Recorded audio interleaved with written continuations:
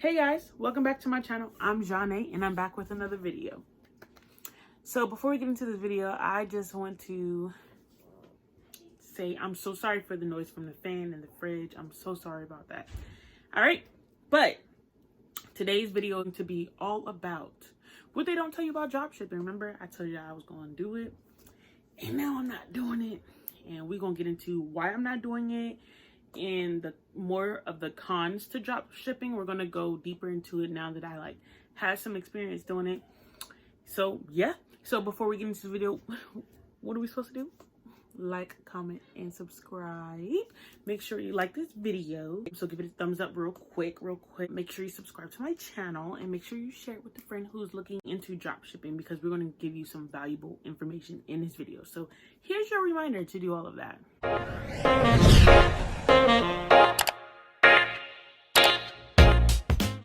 So let's get into this video. So guys, what they don't tell you about dropshipping. So there's 5 main points I want to go over.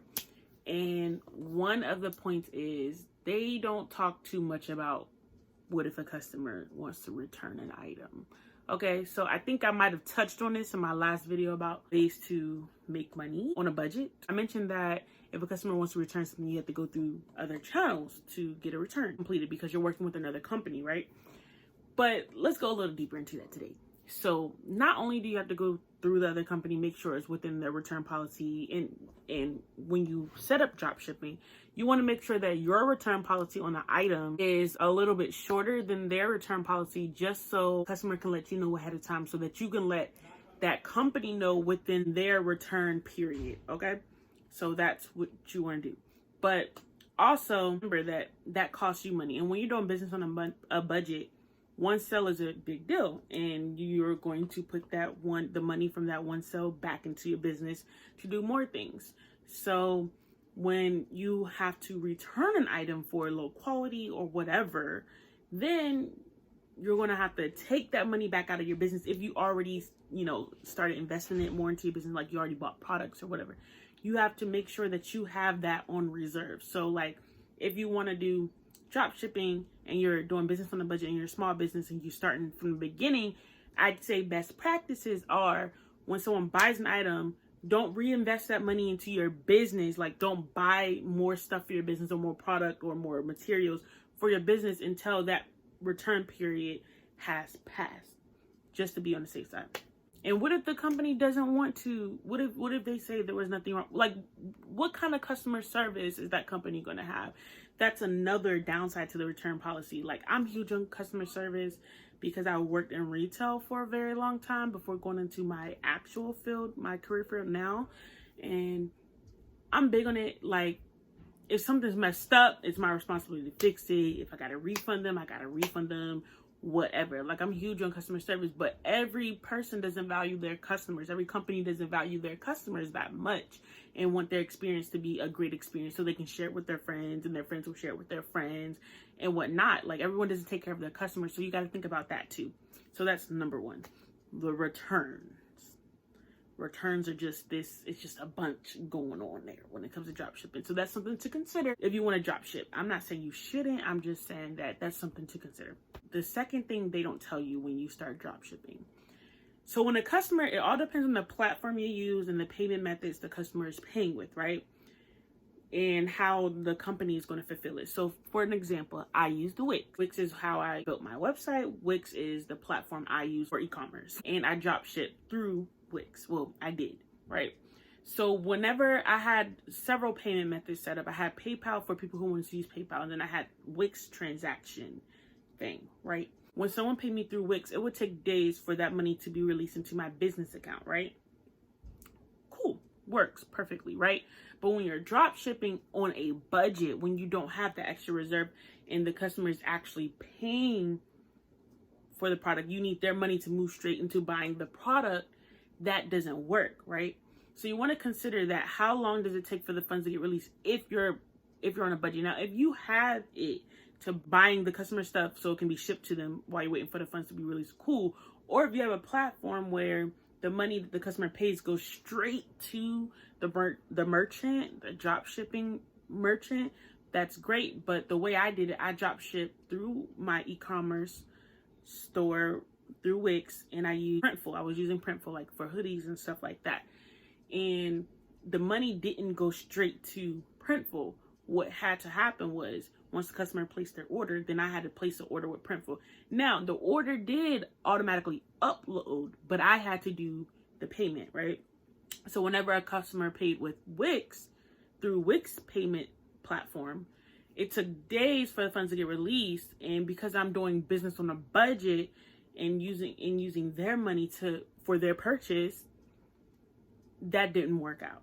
Like, they would have to wait. So it was an extended period of processing time. That's just for their item to be purchased, not for the item to be made. Because for Printful, their stuff had to get made too, right? So now I did find a way around that, which was I took off the Wix payment completely and only put PayPal. And I use only PayPal because Printful, I could pay with PayPal. Also with PayPal, people do not have to have an account to pay with PayPal. You can pay with PayPal as a guest using your card. So there's ways to get around it. I just want to make sure that you are aware of this. So if they pay with PayPal, I can just buy their item with PayPal because the funds are already in PayPal, and that worked perfectly, right? Number 3 of the things people don't tell you about dropshipping. The quality of the product the customer gets is a reflection of your business. For example, I did Wix, which was my platform where I have my website, my store, all that. And I drop ship from Printful, which they put my stuff for my brand on shirts and hoodies and stuff like that. I don't do it anymore. If you guys want to know why, just go in the comments below.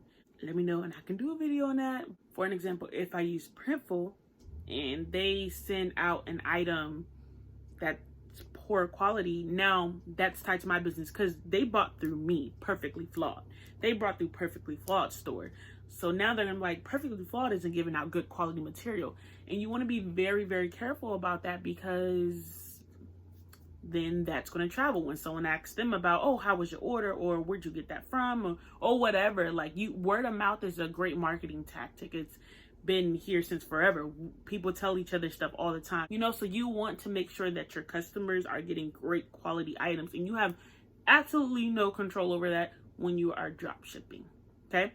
4th thing they don't tell you about drop shipping. This ties in kind of to the last one, but this one is ultimately, what's your end goal? If you have stuff that you're developing and you want to sell that you made or designed, then drop shipping might not be for you. Maybe to start up and get some money, but ultimately you're promoting someone else's brand. Now with Printful, not so much because they were putting my stuff, my logo, my everything on hoodies and t-shirts and whatnot. However, with a lot of other things, like people drop ship like purses and shoes, from other brands, you're promoting their brands, you're not promoting yours. Nothing wrong with that. A lot of stores we go to, they have other merchandise from other brands and stuff in it. That's cool. There's nothing wrong with that.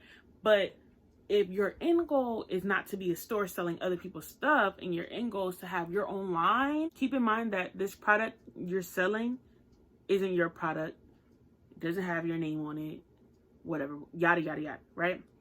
So you have to really think about what's your plan. Like I said, if you want to start up drop shipping to make you a little money so you can get your stuff started, okay, I get that.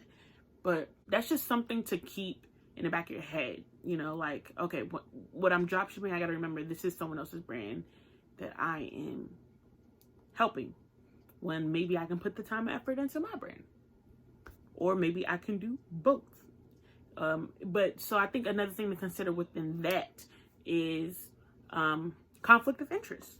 Like, this stuff that I'm promoting, is this the same stuff that I plan on doing, or is this in a different category? So if I plan on doing natural soaps and I drop ship for another company natural soaps, now that's a conflict of interest, because if I want to do that, why am I drop shipping someone else's? Because now my brand is promoting theirs over mine, so it might be harder for mine to get out there when I first start promoting it, or it's just creating, or should I not put too much effort in this because of that? It just creates a whole mess. So that's something to think of. The last but not least thing to think of, which I did mention in the previous video, is there's low returns depending on what you're drop shipping. Ultimately, even when I was drop shipping from Printful with my brand and stuff, ultimately it was low returns. The profit margins were quite low. People say drop ship high ticket items. I mean, that's an option. You should definitely do that. If you can do that, if you think you have the market for that or whatever, go ahead, do that. But everything else, it's pretty much low returns. You're making $10 here, $5 there. Yeah, that's it. I mean, ultimately it does multiply, but these are just all things that I said that people don't typically mention about drop shipping, and I wanted to give y'all the tea so y'all can make a very educated decision on whether or not you're going to do this. So I hope you guys enjoyed this video. Also, like I said, my profit margins were smaller, and sometimes you gotta hike up the prices really high just to get a decent profit margin. And saying that, I work with my designer who does the t-shirts and everything for me. I make the designs, they put on t-shirts and hoodies, and we made us some bomb t-shirts and hoodies that I can't wait to show you guys. Releasing on Monday the 11th. I think the 11th is Monday. I'm not entirely sure. 7, 8, 9. Releasing on Monday, January 11th. We have one new t-shirt and we have a few new hoodies, so stay tuned for that. I have a lot coming to Perfectly Flawed in our body care and beauty collection, so make sure you stay tuned for that. But I stopped drop shipping completely. I'm just going to build my brand from the bottom up and do what I gotta do there. But make sure you like, comment, and subscribe to my channel. If you have any questions about drop shipping or my experience, please comment below. If you've ever drop shipped before, comment below and let me know like what was your experience and what is your experience now. Yeah. So all right, make sure you like, comment, subscribe. Make sure you follow me on Instagram at __Janae__ and my Facebook page. Make sure you follow Perfectly Flawed. So it's just at Perfectly LEI Flawed. And so you can stay tuned for some giveaways that we're going to be having, our new product releases, things like that. I'll see you guys in the next video. Oh, and lastly, my new posting schedule are Fridays. Okay. All right. Bye. I interrupt this program to let you know you need to watch this video because it is amazing, and subscribe to my channel and see more of this beautiful face. I'm just kidding. So you can become a part of our journey together on being a healthier version of ourselves. All right.